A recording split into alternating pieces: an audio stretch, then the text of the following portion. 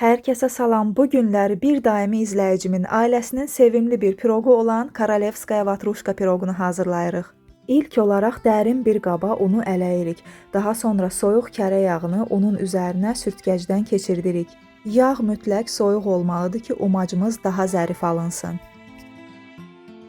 Daha sonra üzərinə qabartma tozu, vanil, şəkər tozunu və bir çimdik duzu da əlavə edib əllərimizlə umac halına gətiririk.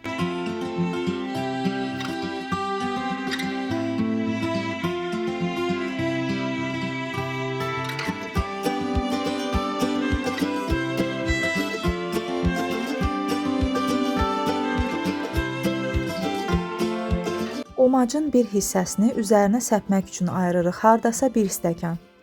İndi isə keçirik içliyin hazırlanmasına. Kəsmiyin üzərinə şəkər tozu, vanil və yumurtaları da əlavə edib əl blenderi ilə əzirik.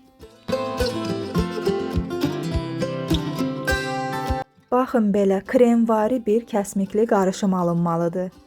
Umacın əsas hissəsini formamıza əlavə edib, stəkan altlığı ilə alt hissəsini və kənarlarını yaxşıca sıxırıq. Formamın da diametri 26-dır, amma diametri 28 olan formadan da istifadə etmək olar.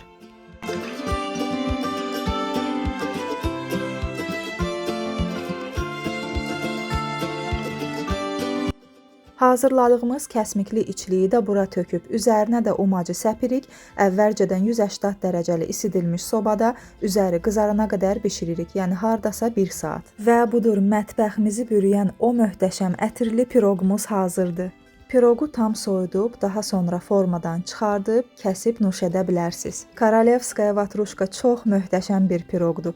Üzəri qızılı rəngdə qızarmış, içi isə yumuşaqdır. Bir fincan çay götürün və bu ləzzətin dadını çıxarın. Hazırlayacaq olan hər kəsə indidən nuş olsun.